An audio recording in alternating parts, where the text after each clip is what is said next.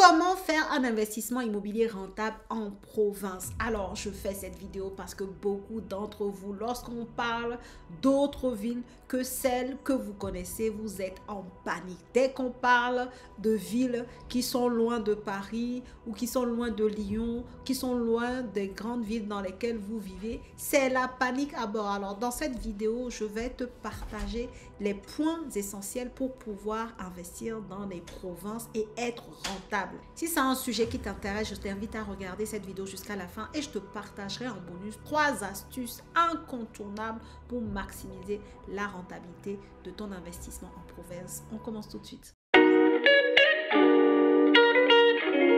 Alors, voilà comment on va aborder ce sujet pour que ce soit clair pour toi à partir de cette vidéo. On va l'aborder en 3 grands points. Premier point, pourquoi est-il intéressant et rentable d'investir en province? Deuxième point, où est-ce qu'il faut investir en province? Qu'est-ce qu'il faut regarder? Et le troisième point, qui n'est pas des moindres, dans quel type de bien investir? Et enfin, évidemment, comme je te l'ai dit, je te donnerai les 3 astuces incontournables pour optimiser la rentabilité de ton bien en province, ok?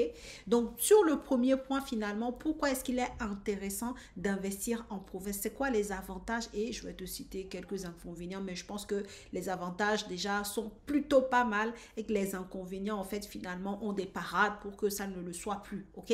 Donc, déjà, le premier avantage que moi, je trouve sur les investissements dans des petites et moyennes villes, en fait, quand je parle de province française, je parle de petites et moyennes villes, en fait. Je vais prendre, par exemple, la ville de Nevers. C'est une petite ville, la ville de Montargis, c'est une petite ville, mais ce sont des villes qui sont très très bien pour aller chercher de très bonnes rentabilités. Et je peux citer énormément de villes. Si tu prends Lille, tu prends beaucoup de villes autour de Lille. D'ailleurs, la dernière fois, je t'ai fait une vidéo dans laquelle j'ai accompagné une immopreneur que j'ai appelée Madame Lucie à aller chercher son bien immobilier rentable. On a visité 3 biens immobiliers dans le nord de la France. Et donc, dans les biens qu'on a visités, on n'était pas que à Lille. On était dans des villes à côté de Lille également, qui sont des petites villes accolées ou à proximité de Lille. D'accord? Donc, pourquoi est-ce que c'est intéressant? Le premier point, ce sont les prix qui sont accessibles. Pour moi, l'un des avantages clés d'investir dans les provinces, c'est d'aller chercher justement des prix accessibles. En province, tu peux trouver facilement des immeubles de rapport à, comme moi, à 155 000 euros. J'ai des personnes qui ont acheté des immeubles de rapport à moins de 150 000 euros. Très récemment, Mélanie, qui a fait le challenge avec nous là et qui a partagé son parcours et que même je t'ai mis son témoignage parce qu'on avait fait un séminaire sur Paris. Elle est venue témoigner, je t'ai mis son témoignage sur la chaîne. Mélanie a acheté son bien immobilier, tout compris à 140 000 euros. Quand je dis tout compris, c'est y compris les travaux, d'accord? À 140 000 euros et pourtant il y a 4 lots. Ouais, je crois que c'est 4 lots ou 5 lots. En tout cas, tu iras regarder la vidéo à nouveau. Donc, c'est pour te dire que investir en province te permet d'avoir des prix plus accessibles. Là où à Paris, par exemple, 150 000 euros à Paris, c'est à peine si tu as un studio en fait de 20 mètres carrés. Parce que le prix du mètre carré à Paris, en moyenne, on est autour de 9 510 000 euros. Ça a baissé depuis 2022, mais ça reste quand même des prix encore assez élevés, en fait. Donc, au lieu d'avoir un studio de 19-18 mètres carrés à 150 000 euros, en fait, dans les provinces, tu vas pouvoir trouver des immeubles de rapport avec plusieurs lots qui vont te permettre justement d'avoir un risque qui est assez maîtrisé parce que tu as plusieurs têtes sur lesquelles tu vas pouvoir répartir ton risque, quoi. Plusieurs têtes de locataires, je veux dire. Mais voilà, en fait, ça permet aux personnes même qui n'ont pas un niveau de capacité d'emprunt assez élevé de pouvoir aller quand même investir, justement parce que dans ces petites communes, ces petites et moyennes villes, on va aller toucher des prix immobiliers qui sont complètement à la portée d'énormément de personnes. Deuxième point, et pas des moindres qui nous intéresse en tant qu'immopreneurs, c'est qu'on va aller trouver des biens qui sont rentables. La rentabilité locative dans les petites et moyennes communes sont les plus élevées. C'est pas un débat, en fait, c'est un fait, d'accord? C'est un fait. C'est clairement un fait. Pourquoi? Parce que les prix au mètre carré sont les plus faibles en fait. Tu prends 9 500, 10 000 euros le prix au mètre carré à Paris, tu prends une ville comme Nevers, tu as à 2 000, 2 500 euros du mètre carré. Et je crois que j'ai même fait une vidéo sur la chaîne où je t'expliquais que si tu veux avoir des biens avec de la rentabilité, il faut t'intéresser aux villes dans lesquelles le prix au mètre carré ne passe pas la barre des 2 000 euros en fait. C'est pas pour rien. Et ça, souvent, c'est dans les petites et moyennes villes que tu vas pouvoir trouver ça. J'ai des personnes même qui investissent dans des villages en France, mais ce sont des endroits, tu vas voir, qui parfois sont très dynamiques et qui te permettent de remplir le nombre de locataires dont tu as besoin. Ce sont des secteurs parfois qui sont dynamiques par rapport à leur situation géographique. Donc, deuxième avantage qui n'est pas des moindres, c'est justement cette rentabilité locative qui nous intéresse, parce que derrière la rentabilité locative, on va avoir le cash flow. Et derrière la rentabilité locative, on va pouvoir enchaîner nos investissements parce qu'on sera en train de maîtriser notre taux d'endettement. Troisième avantage, et pas d'un moindre pareil, c'est qu'il y a moins de concurrence. Il y a beaucoup de Parisiens là, de Lyonnais là, qui veulent pas bouger de leur ville. Les gens, dès qu'ils sortent de leur ville, ils sont perdus. Ils sont perdus. Dès qu'ils ne connaissent pas une ville, ils sont en panique. Alors que, bah, en fait, tu ne la connais pas parce que tu n'y t'y es jamais intéressé. Tu ne savais pas que ça existait. À partir du moment où tu connais l'existence de la ville et que tu sais que dans cette ville-là, il y a moyen que tu fasses de belles opportunités immobilières, pourquoi tu ne t'attelles pas à aller étudier cette ville et voir si elle est intéressante de fond en comble, et ensuite tu décides de quoi faire. Mais bref, le point, c'est qu'on a beaucoup de personnes aujourd'hui qui sont dans des grandes villes, dans des grandes métropoles, et qui ne se voient pas ailleurs. C'est-à-dire, ces personnes stressent lorsqu'il s'agit d'aller investir dans les petites communes. Donc, du coup, pour nous autres, ça fait moins de concurrence. Et qui dit moins de concurrence dit beaucoup plus de largesse en fait à pouvoir chercher à négocier le prix du bien, à acheter au meilleur prix possible. Même parfois dans certaines villes, même les banques en fait sont plus disposées à écouter voilà, des demandes de financement parce qu'elles-mêmes, elles cherchent des personnes pour venir investir dans leur ville, en fait, tu vois. Donc, ça va très, très loin, en fait. Le fait de t'intéresser à ces villes-là, bah, en fait, ça a clairement une incidence, du coup, sur le prix auquel tu vas pouvoir acheter les biens dans cette ville, sur la capacité de négociation que tu peux faire et voire même sur le financement que tu peux obtenir directement dans les banques de cette ville-là pour pouvoir financer le projet en question. Et le quatrième point que moi je trouve aussi intéressant, qui reste pour moi un avantage dans ces petites villes, c'est qu'il y a beaucoup de personnes dans les grandes villes maintenant qui commencent à s'étaler un peu en fait. Donc tu as une qualité de vie qui est en hausse dans ces villes. Tu as des mairies dans ces villes qui essayent de redynamiser les villes. Et d'ailleurs, il y a un plan en France qui permet justement de redynamiser le cœur de ville en fait. C'est plan Action Cœur de Ville. C'est un programme en France dans lequel en fait l'État français subventionne des réaménagements, des projets en centre des villes pour pouvoir les redynamiser. Donc finalement, investir dans ces villes-là, c'est de participer à la redynamisation de ces villes, c'est d'offrir aussi un cadre de vie intéressant aux personnes justement qui quittent de plus en plus les grandes villes pour s'installer dans des petites villes qui ne sont pas très loin des grandes villes, donc des petites villes à proximité des grandes villes justement où elles peuvent trouver des loyers moins chers et avoir un certain confort de vie. Et puis aussi le fait que finalement, comme les mairies de ces villes, comme l'État français veut redynamiser les cœurs de ville de ces petites et moyennes villes, finalement, bah, c'est ton bien qui va aussi prendre de la valeur avec le temps, puisque les villes vont également être redynamisées, quoi, tu vois. C'est un cercle vertueux pour moi, et pour moi, c'est également un avantage aujourd'hui, d'accord, pendant que les choses sont en train d'être faites, de pouvoir investir dans ces petites et moyennes villes. Maintenant, évidemment, on va parler des inconvénients. Voilà, pour faire un peu l'équilibre parce que c'est important.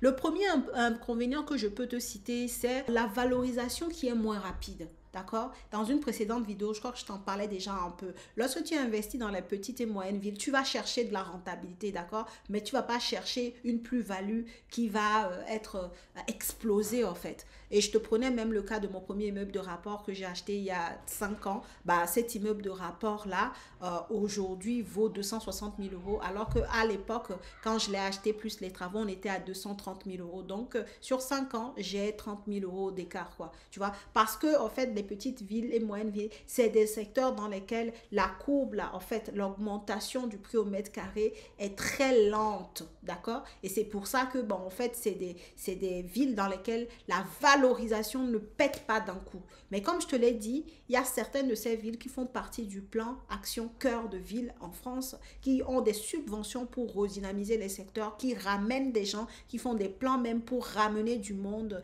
les gens qui travaillent dans les grands centres-villes, des gens qui travaillent dans les grandes villes à proximité de ces villes-là. Bon, en fait, il y a aujourd'hui certaines de ces villes qui font des plans pour que ces jeunes-là ou ces personnes, ces travailleurs puissent venir s'installer dans leur commune et continuer de travailler à distance aujourd'hui avec le télétravail. Bref, il y a beaucoup de choses qui font que pour moi, en fait, cet inconvénient-là, pour certaines villes, bientôt, ça ne sera plus le cas, en fait, d'accord? Deuxième inconvénient que je trouve aussi, parfois, ça peut être la demande locative qui ne va pas être aussi intense que dans les grandes métropoles, tu vois. Dans les petites et moyennes villes, on n'est pas forcément dans des secteurs hyper tendus, en fait, en termes de locatif, d'accord? Et c'est pour ça que dans ces petites communes, il n'y a pas de plafonnement de loyer, il n'y a pas d'encadrement de loyer, d'accord? À moins que tu sois dans une convention ANA, tu n'as pas de plafonnement de loyer, en fait, tu n'as pas d'encadrement de loyer de base et tu n'as pas de plafonnement de loyer si tu n'as pas fait de convention ANA, tu vois? Donc, c'est parce que ces villes-là ne sont pas dans des secteurs qu'on considère comme tendus. Et voilà. Donc, ça peut être considéré comme un inconvénient, mais tu vas voir que tout à l'heure, quand je vais te parler de où investir, comment faire pour sélectionner cet inconvénient-là, finalement, tu as de quoi faire en sorte de ne pas investir dans des secteurs qui sont concernés par le peu, enfin, ou une demande locative pas intéressante ou une activité locative pas dynamique, ok? Donc, voilà les deux inconvénients. Et un troisième que je pourrais donner en fonction de où tu vis, en fait, il va y avoir cette distance-là pour pouvoir gérer les biens, d'accord? Si tu veux gérer toi-même comme moi. Personnellement, tant que je suis à 2 heures autour de mes investissements, ça me va. Maintenant, c'est à toi de voir. Moi, c'est 2 heures en voiture puisque je suis beaucoup en voiture. Et toi, qu'est-ce qui te convient? En fonction de ça, comme j'ai dit tout à l'heure, en plus, il y a des petites villes qui sont situées à proximité de grandes métropoles. Peut-être que tu habites à Paris et que tu vas investir dans l'Oise. Dans l'Oise, par exemple, tu as beaucoup de petites communes. Et dans l'Oise, en fonction d'où tu vis en Île-de-France, tu peux être à 1 heure de l'Île-de-France. Quelqu'un qui habite dans le 78 en Île-de-France et qui investit dans le 76, par exemple, c'est à peu près à 1 heure, parfois moins d'1 heure, tu vois, en voiture. Donc, en fonction d'où tu vas vivre, à toi de voir la distance que tu es prête à parcourir pour aller gérer ton bien. Et si cette distance te convient, pour moi, en fait, c'est pas vraiment un inconvénient, quoi, tu vois. À moins que tu habites en Île-de-France et que tu veux investir, je sais pas, dans une commune très loin à proximité de Perpignan, tu vois, pour prendre l'exemple extrême, quoi. Et là, effectivement, tu es hyper méga loin. Mais tu n'es pas obligé d'aller jusque-là pour trouver des petites et moyennes communes qui sont dynamiques, qui sont rentables, ok?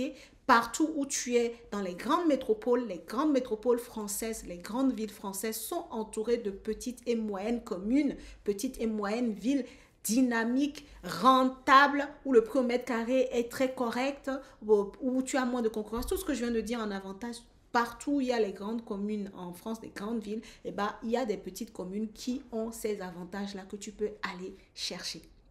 Maintenant, deuxième point qu'on va aborder, c'est finalement où investir. Est-ce que toutes les communes se valent? La réponse est non. Et ici, je vais te donner des critères de sélection, des critères finalement qui vont te permettre d'analyser si la ville est intéressante avant de pouvoir aller acheter un bien dans cette petite ou moyenne ville française, d'accord? Donc, toutes les villes ne se valent pas. Si tu as des villes dans lesquelles, comme je disais tout à l'heure, le prix au mètre carré est maîtrisé, mais en même temps, tu as une bonne demande locative parce que, voilà, il y a des choses qui font que cette ville-là est dynamique au niveau du côté de la location. Et tu as d'autres villes où le prix au mètre carré est vraiment, voilà, très moins cher, pas cher du tout. Tu as à moins de 1 000 € du mètre carré dans certaines villes, mais au final, la demande locative est pas intéressante. C'est une ville qui est en train de se déserter et du coup, tu vas acheter du cash flow papier, en fait.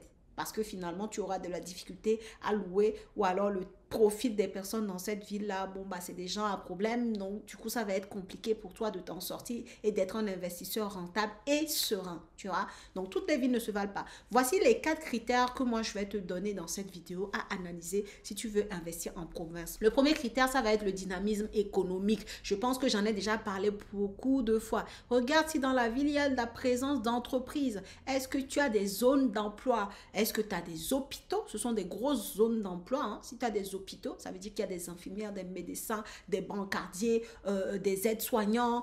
Tu as énormément de corps médicaux dans les hôpitaux. Donc, si tu as déjà des hôpitaux, des centres d'accouchement, tout ça, là, des maternités, donc, si tu as ce genre de choses, c'est très très bien. Tu sais déjà que tu as un potentiel locatif qui est là par rapport à ces personnes-là. Pareil, si tu as des universités, si tu as des IUT, des instituts techniques, je crois que c'est les Bac+2, les IUT. Si tu as des lycées professionnels, donc regarde ce que tu as. Est-ce que tu as des entreprises, que ce soit des entreprises publiques ou privées, peu importe. Hein. Est-ce que tu as des entreprises? Regarde également, est-ce que peut-être que cette ville là est reliée ou est à proximité d'une grande ville, comme je disais. Alors dans ce cas, c'est encore waouh, parce que la plupart du temps, quand c'est comme ça, tu as les gens dans ces petites villes là qui vont aller travailler dans les grandes villes, mais vont préférer rester dans cette ville en question parce que le coût de la vie y est peu cher par rapport aux grandes métropoles. Tu prends juste le prix des loyers, ça ne va absolument pas être la même chose.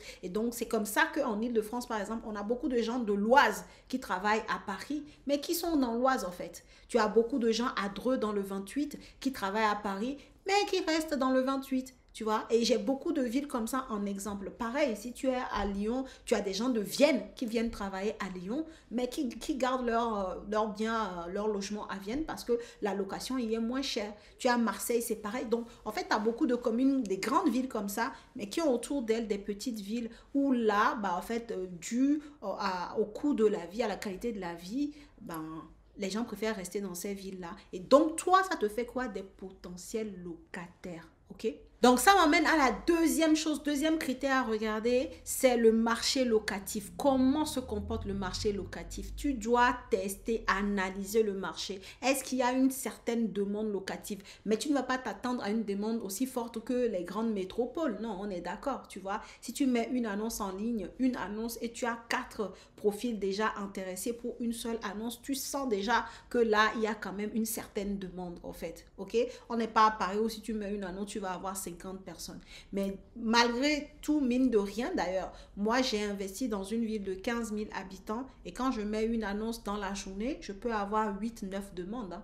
Donc, en fait, c'est pour ça que je dis qu'il faut étudier le dynamisme de la ville. Ce n'est pas parce que c'est une ville moyenne que c'est une ville qui est peu dynamique. Ça dépend de tout ce qu'il y a autour, en fait. Ça dépend de ce qui amène les gens à s'intéresser à cette ville. Et c'est ce que tu dois étudier au point 1, comme je t'ai dit là, le dynamisme économique de la ville, d'accord? Et au point 2, tu regardes si c'est une ville dans laquelle il y a une certaine demande locative, tu l'étudies. Troisième chose, c'est la proximité des infrastructures. Tu vois, ça rejoint toujours le point économique, hein, mais c'est important de voir si cette ville est bien reliée à d'autres villes. Admettons par exemple que cette ville-là, il y a l'autoroute qui emmène à d'autres communes en 5 minutes.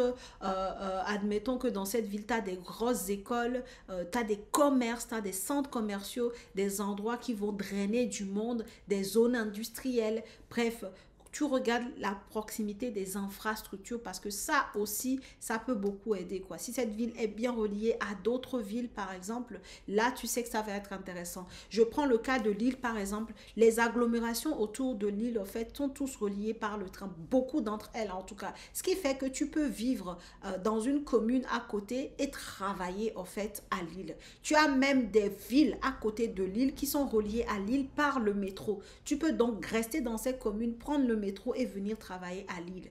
D'accord? Pareil pour l'Île-de-France, par exemple, et d'autres communes qui sont reliées par le train. Et tu as beaucoup d'endroits comme ça. J'ai cité tout à l'heure Lyon et Vienne, c'est pareil. Et il n'y a pas que Lyon, il n'y a pas que Vienne dans cette situation. Si tu habites à Lyon, tu as beaucoup de communes comme ça où les gens ont le train, donc un moyen de transport, une infrastructure qui leur permettent de venir bosser à Lyon et le soir de rentrer chez eux parce qu'il y a beaucoup de trains qui font Lyon et ces villes en question là. Donc tous ces points-là sont des points à étudier et plus tu coches ce genre de points, tu sais que tu vas pouvoir trouver des locataires. Et la quatrième chose, quatrième critère que moi je te demanderais de regarder, c'est l'évolution démographique. Si c'est une ville qui ne fait que perdre en nombre d'habitants, d'accord, je ne parle pas d'une ville, admettons, de 10 000 habitants qui en perd 50 par année, hein. C'est pas de ça que je parle. Mais tu as plutôt une ville de 10 000 habitants qui en perd 1000 par an, au bout de 10 ans, tu sais qu'il y aura plus grand chose, quoi. Donc ça, c'est pas bon, tu vois. Donc, il faut regarder le curseur, ok, par rapport à cette évolution démographique-là. Regarde aussi, est-ce que le nombre ou le pourcentage de locataires est plus ou moins élevé que le pourcentage de propriétaires. Si c'est une ville où tout le monde est propriétaire, bon, ça va être un peu compliqué, en fait. Les gens ont l'habitude d'acheter que de louer. Mais si c'est une ville où il y a beaucoup de locataires, ça dit déjà que, bon, les gens ont cette culture-là, ils ont, enfin, voilà, c'est quelque chose qu'ils ont déjà l'habitude de faire. Tu vois? Donc, en fait, il faut étudier ça. Et le type de personne, est-ce que c'est une ville où il y a beaucoup plus de retraités que d'actifs? Bon, bah, si c'est ça, c'est aussi compliqué, en fait. Tu vois? Toi, tu as besoin d'une population qui travaille, une population où, voilà, tu sais que demain, si la personne ne paye pas, ça peut être plus ou moins facile de la sortir. Mais si c'est un retraité, c'est compliqué. Tu vois? Donc, en fait, c'est tout ça là qui rentre dans la démographie. En fait, tu vas aller étudier ce genre d'éléments-là pour savoir si tu vas pouvoir faire un investissement sécurisé dans cette ville. Maintenant, si tu n'as pas les moyens, d'accord, tu peux t'intéresser à des petites surfaces, par exemple, ça peut être un T2, parce qu'en province, tu peux avoir des T2 à moins de 60 000 euros qui vont te permettre de faire de la location courte durée pour aller engranger un max de cash, d'accord. Ça peut être un premier investissement pour quelqu'un qui n'a vraiment pas beaucoup de capacité d'emprunt pour montrer comment elle sait faire, en fait, finalement, et avoir par la suite une capacité d'emprunt plus élevée pour faire des travaux un peu, des projets, pardon, un peu plus importants, tu vois. Mais si tu peux avoir une capacité d'emprunt de 150 000 euros, pour moi, tu devrais t'intéresser aux immeubles de rapport parce que c'est là où tu vas gagner le plus d'argent. Comme je t'ai donné le cas de Mélanie tout à l'heure, Mélanie, elle a acheté un immeuble de rapport, travaux compris, à 140 000 euros de projet, en fait. Et elle a 4 appartements, tu vois. Et il y a également Pierrette et Giré qui ont acheté dans une ville, voilà, à 1 heure de train de Paris, très connue pour du locatif. Et pareil, ils ont fait un projet autour de 150 000 euros pour 4 lots également. Donc, en fait, tu as dans certaines villes, en fait, des projets d'immeubles de rapport très intéressants où là, tu sais de façon sûre que tu vas pouvoir dégager en complément de revenus. Tu sais de façon sûre que tu vas pouvoir maîtriser ta capacité, ton taux d'endettement, pardon, et donc maîtriser d'une certaine façon ta capacité d'emprunt, tu vois. Tu vas pouvoir faire des projets rentables qui n'empiètent pas beaucoup sur ton taux d'endettement. Voilà ce que ça permet d'investir dans les immeubles de rapport et donc de faire des projets rentables. Donc oui, si tu t'intéresses à la province, vas-y, full, faire des immeubles de rapport avec des budgets moindres, ce que tu ne pourras pas faire en Île-de-France, par exemple. Si c'est quelque chose qui peut t'intéresser, parce que tu as déjà entendu parler des immeubles de rapport, mais tu ne sais pas faire, c'est le moment maintenant, là, tout de suite, de nous rejoindre dans la team des immopreneurs. Parce que si tu ne me connais pas, je suis une pro des immeubles de rapport. Je n'ai dans mon patrimoine que des immeubles de rapport. 90% de mes clients que j'accompagne achètent des immeubles de rapport. Et tous, 100% achètent des immeubles de rapport rentables. Il y a 0 personne qui ont acheté des immeubles de rapport pas rentables, en fait. D'accord? C'est mon truc, c'est mon domaine d'expertise. Donc, si cela t'intéresse, tu cliques sur le lien en bas de description ou dans le premier commentaire de cette vidéo et tu vas pouvoir prendre rendez-vous avec moi ou une personne de mon équipe pour échanger sur ton profil, sur ton projet et on verra si on peut ensemble travailler pour que tu puisses concrétiser cette année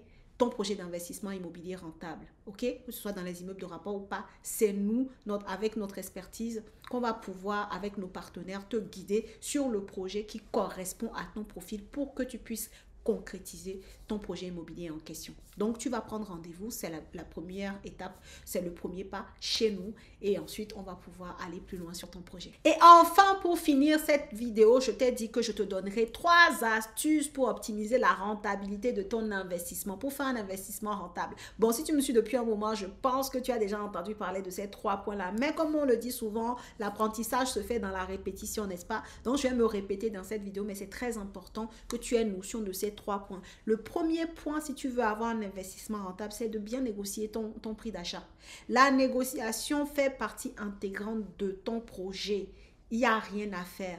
Une bonne rentabilité ou un bon projet, en fait, la renta finalement se fait à l'achat. Après là, ce sont que des bonus, mais c'est à l'achat que tu le fais. Et ça veut dire quoi? C'est de t'atteler à acheter un prix au mètre carré le moins cher possible par rapport au prix du mètre carré du secteur. Moi, à l'idéal, je te demanderais d'acheter à 20% de moins que le prix au mètre carré du secteur. Mais si tu es entre 10 et 20% de moins, bon, c'est déjà ça, ok?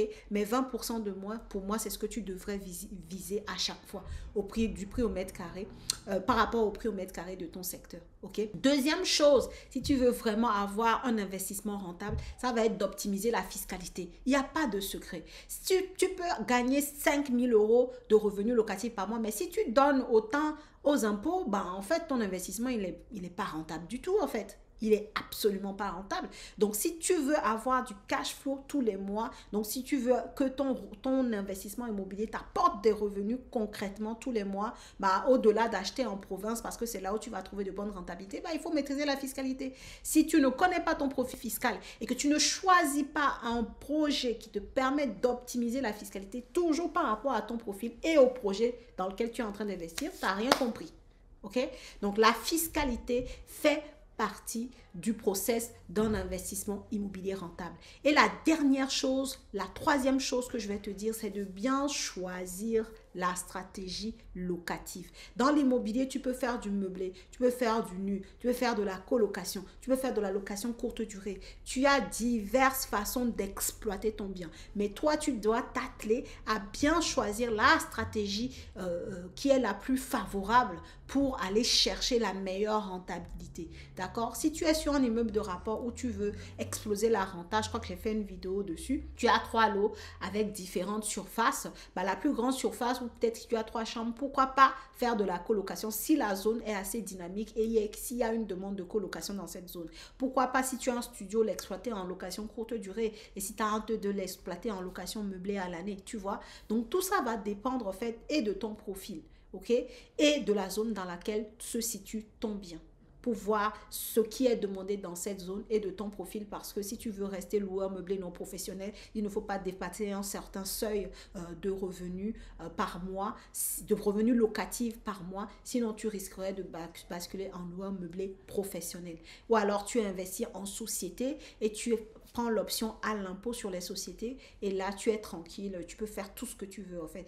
Donc c'est pour ça que je dis, ton profil est important en fait. Donc la fiscalité va avec ce que je viens de dire là sur le point. Toi, pourtant je te parlais de choisir l'exploitation de ton bien, mais tu vois que tout de suite j'en suis venue quand même à la fiscalité. C'est important si tu veux avoir une rentabilité qui se transforme en cash flow tous les mois pour toi, c'est-à-dire un bénéfice, un complément de revenus tous les mois.